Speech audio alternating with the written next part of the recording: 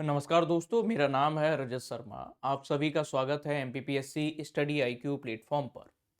तो आज हम लोग एक ऐसे मुद्दे को डिस्कस करने वाले हैं, बेसिकली एक ऐसे इंडेक्स को डिस्कस करने वाले हैं जो बताता है कि कोई भी देश ने कितनी प्रगति कर रहा है और प्रगति करने के साथ साथ उसमें नैतिकता, संवेदनशीलता का स्तर क्या है। तो आज हम लोग चर्चा करने वाले हैं RNI, यानी कि इसका नाम है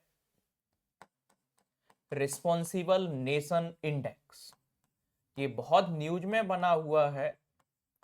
तो रिस्पॉन्सिबल नेशन इंडेक्स, इसको आज हम लोग क्या करने वाले हैं, डिस्कस करने वाले हैं। तो सबसे पहली बात कि 2026 में ये नया इंडेक्स रिस्पॉन्सिबल नेशन इंडेक्स को शुरू किया गया है और इसको आपको याद रखना है कि इसको जारी कौन करता है या इशू कौन करता है। तो आपको याद रखना है एक संस्था का नाम WIF।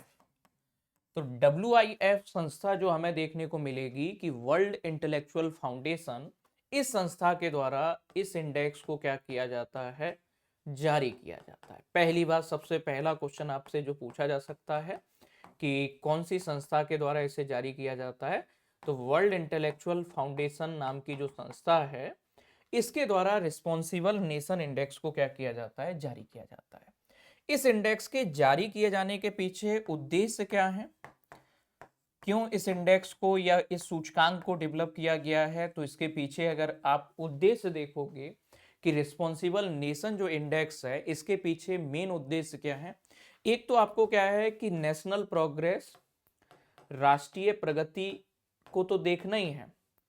नेशनल प्रोग्रेस के साथ साथ जो राष्ट्र की संवेदनशीलता है, राष्ट्र की संवेदनशीलता यानी कि रिस्पॉन्सिवनेस, उसके अलावा राष्ट्र की नैतिकता, इसके अलावा देश के स्तर पर इंक्लूजन यानी कि समावेशिता, इन चीजों को भी इस इंडेक्स के द्वारा क्या किया जाता है, कहीं ना कहीं परखा जाता है कि वो देश प्रोग्रेस करने के साथ साथ कितना एथिकल रिस्पॉन्सिबल है, उसमें इंक्लूजन का क्या लेवल है, या वो लोगों के लिए कितनी जिम्मेदारी से काम कर रहा है। इस चीज को भी इस इंडेक्स के अंतर्गत क्या किया जाता है, परखा जाता है। अब आप देखोगे कि जो रिस्पॉन्सिबल नेशन इंडेक्स है ये इंडेक्स के 4 पिलर हैं। तो इस इंडेक्स के हमें टोटल नंबर ऑफ पिलर हमें कितने स्तंभों पर आधारित है, तो इसके टोटल नंबर ऑफ पिलर हमें बेटा देखने को मिलेंगे। 4 पिलर जो है रिस्पॉन्सिबल नेशन इंडेक्स के हैं। सबसे पहला है एथिकल एंड रिस्पॉन्सिबल गवर्नेंस, नैतिक एवं उत्तरदायी शासन। नैतिक एवं उत्तरदायी शासन एक पिलर ये है, इसका डायमेंशन हमें देखने को मिलेगा। दूसरा डायमेंशन अगर आप देखोगे इसका, तो वो हमें देखने को मिलेगा सोशल वेलफेयर, सामाजिक कल्याण एंड इंक्लूजन एवं समावेशिता। तो सामाजिक कल्याण एवं समावेशिता, इसका हमें दूसरा पिलर क्या मिलता है, देखने को मिलता है। तीसरा पिलर अगर आप देखोगे तो सस्टेनेबल डेवलपमेंट से रिलेटेड है, इन्वायरमेंट रिस्पॉन्सिबिलिटी, पर्यावरणीय जिम्मेदारी, पर्यावरणीय जिम्मेदारी एवं सतत विकास। ये हमें देखने को मिलता है कि इसका जो है तीसरा पिलर। और अंतिम पिलर अगर आप देखोगे तो इस इंडेक्स का हमें क्या देखने को मिलेगा, वो है वैश्विक उत्तरदायित्व एवं सहयोग, ग्लोबल रिस्पॉन्सिबिलिटी एंड कोऑपरेशन।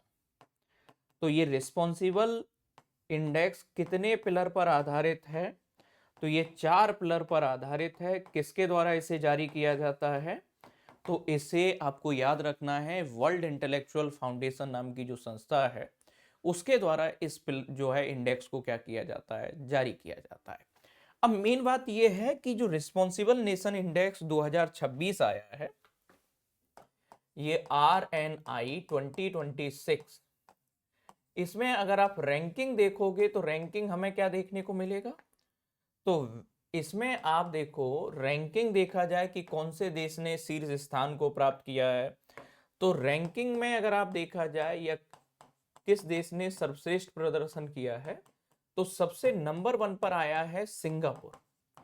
तो सबसे नंबर 1 पर इसमें हमें कौन देखने को मिलेगा, तो सबसे नंबर 1 पर देखने को मिलेगा सिंगापुर।